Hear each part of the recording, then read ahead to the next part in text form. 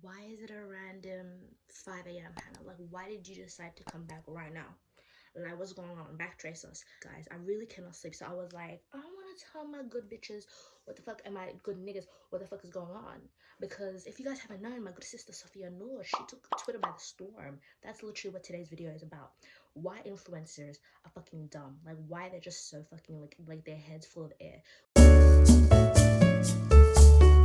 We're gonna have to talk about that today in a very serious depth video.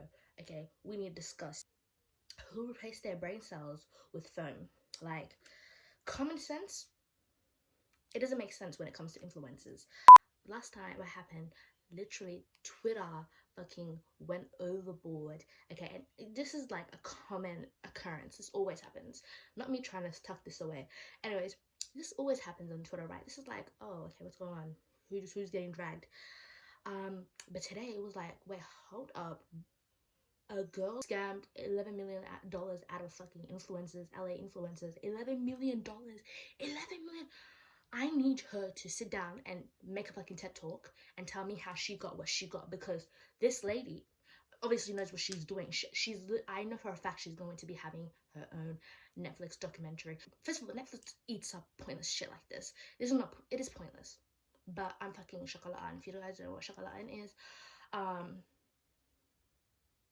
Google search that. I know I'm going to be explaining this to a bunch of people who are lost about Twitter terminology, because I know for a fact some of you guys don't use Twitter just I do, and I don't even use it that much. I know there's like a bunch of crackheads out there who genuinely thrive off Twitter, but whatever. I was on for the perfect timing and I woke up from an app and I was like, who the fuck is Sophia Nord? Why is everyone talking about Sophia Nord? Someone messaged me and they're like, oh, this girl done this, blah, blah, blah, blah. I'm like, hold up. So my first initial thought was like reparation, because homegirl got what she got, okay?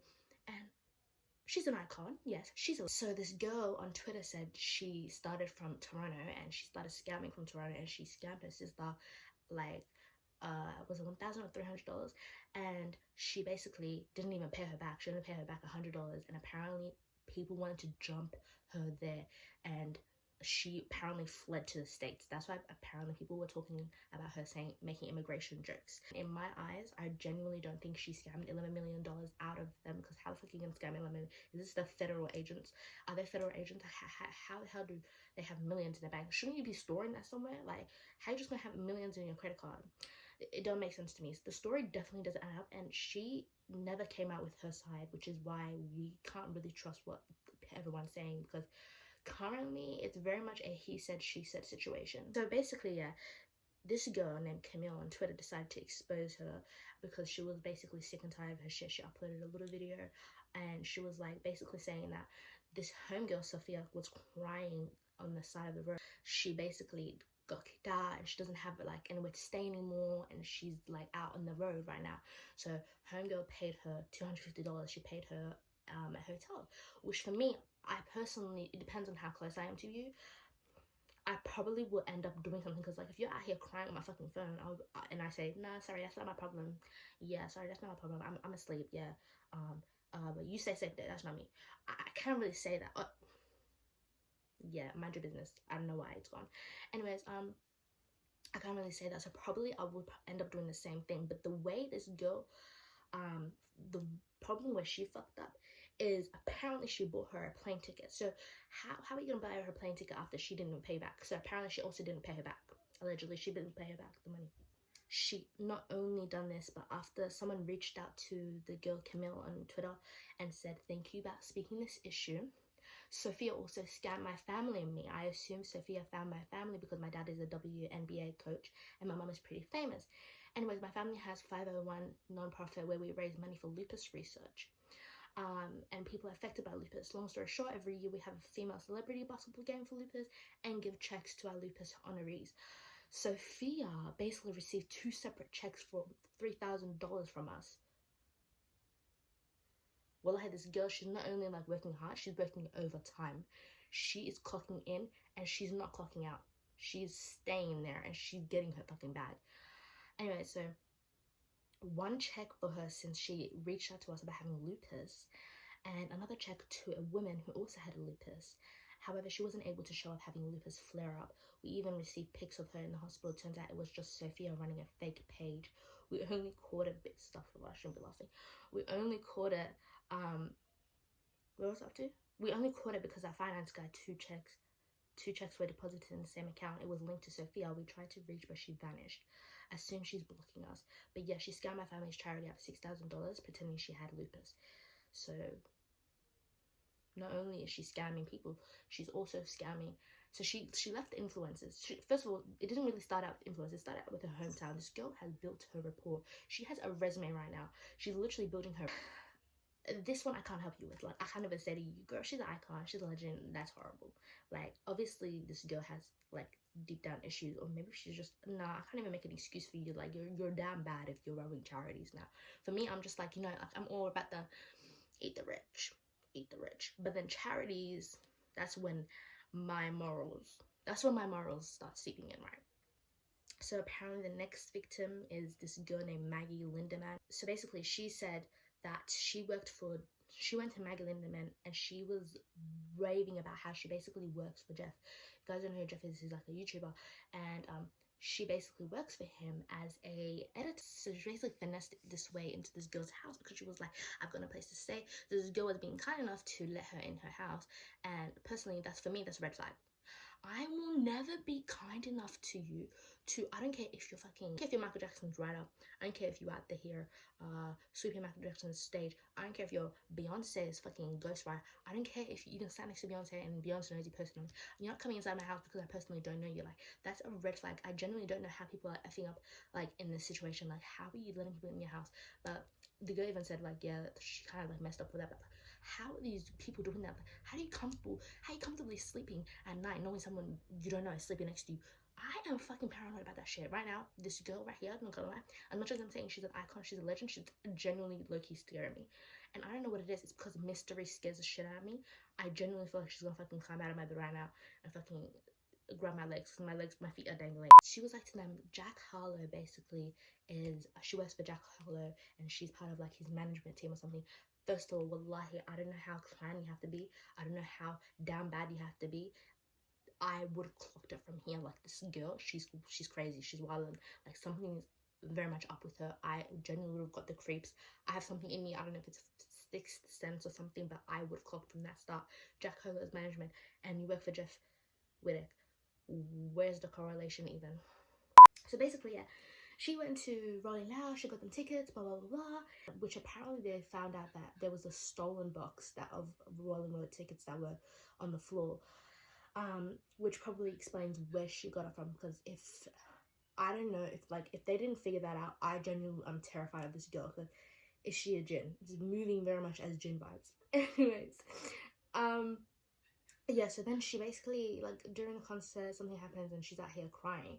So she's hysterically crying. She's like to the girl, Maggie girl, call Jeff. So then the Maggie, which I don't know how this works out, like, the stories are not adding up. The way they're speaking about it is very much not adding up. But to me, right? So one night around 2 p.m. in the summer, around Christmas time, I was in my room walking home on my way to work. And my mom, she calls Jeff and then she gives it to the girl, Sophia, and then Jeff is like, oh, what happened? She basically says, I got sexually assaulted. And then Jeff gives her credit card. Is it that easy? Like, someone please tell me right now, is it that easy? Because I'm booking a flight. Yeah, so that is one thing. Apparently some new allegation came out as I was just scrolling through Twitter right now, saying that this girl said, girl, one of my homegirls was at the exchange a few days ago. I'm assuming there's a place. She's like, this girl, Sophia, was waiting outside pretending to be shit-faced. My friend asked her if she was good, and this bitch said that she was in the VIP section with Noah Beck. He roofied her drink. My homegirl took her back to hers and told her she could sleep on the couch for tonight. The girl wakes up the next morning, Sophia is gone, and her credit cards are missing. My bestie got 5 charges for Delta Airlines, Louis Vuitton, McDonald's, Bad Dragon, and before her card was locked, I come on now, and she's this bitch photo, and it's her. I'm crying. This bitch is really an international scammer. First of all, what is this worldwide problem of girls just allowing other girls to sleep in their house? Am I rude? Am I the problem? Maybe I'm the problem, because I would never allow that shit. I've heard so much countless stories. There was apparently someone called, I'm not sure who it was, but I'm pretty sure it was either Jeff or Susie Antonian, that called the Sophia girl ghetto and that she stunk and that she blah blah blah blah, and that is what they were getting dragged for their microaggressions, because that is very much these people, their stories are not adding up, like genuinely not adding up. How are you gonna call him if you don't even know him in the first place? Like, that's just weird on your behalf. This is what I mean by all these LA influencers. They're very much dick riders, and the reason why they're all hanging out with the Sophia girl, even though karma got them because, you know, she tore their ass up, she ate them up. I'm not saying all the influencers in the story, but you know, some of them. I'm not gonna say any names, but the thing is, they're literally dick riders, because the only reason why they hang out with Sophia is because, hey, she says she's just PR, she's just this, she's Jack Harlow's management, whatever, or like she's just, apparently she says she's Jack Harlow's baby mama. So that is very much why they hang out with her, and then they're out here saying, oh my god, yeah, she was like stuck onto us, babes. No, I'm pretty sure maybe you were stuck onto her, like she sold you a very crappy story, and then you got stuck onto her because, you know, all LA influencers are dick riders, and it's a very much elitist club that you need to climb your way up to the top. So they were very much doing that, and then they got karma in amidst doing. Homegirl, you know, reversed them, and they stuck around for a reason, and they suffered the repercussions of the reason. But at the end of the day, whatever anyone's saying in the story is actually not valid until Homegirl speaks out and you put two and two together, which is why everyone's story is all over the place, because Homegirl hasn't spoke out herself. She's genuinely either vanished, which I would probably do if I was her. Don't come out if you're watching this. Yeah, like, how do you not know genuinely if she was sexually assaulted? Like, you see what I'm saying? Like, no one really knows until she speaks out and she tells her side of the story, so that you can put two and two together, because right now the two is very lonely and she's by herself. We all need to collectively take a girls trip to LA and fucking scam our way to the top. We genuinely all need to take a girls trip to LA and scam our way to the top. Also, what I want to say before I end the story right here, right now, is the fact that although I am very much wow, not congratulations, but like, if you actually ended up stealing $11 million, I have to cut. Like, I actually have to cut for you. I'm so sorry. But we went from Oksana ina kujala, and I love you more than my life, and hibbak ya habibi, nakupenda to 10,000 steps back, babes. Somali hanolato. Period. Guys, if you're watching now and you still haven't subscribed, there's actually a problem with you. Subscribe right now. No, I'm waiting. Subscribe. No, I'm waiting. Subscribe. And yeah, like the video while you're at it. And comment while you're at it. Subscribe.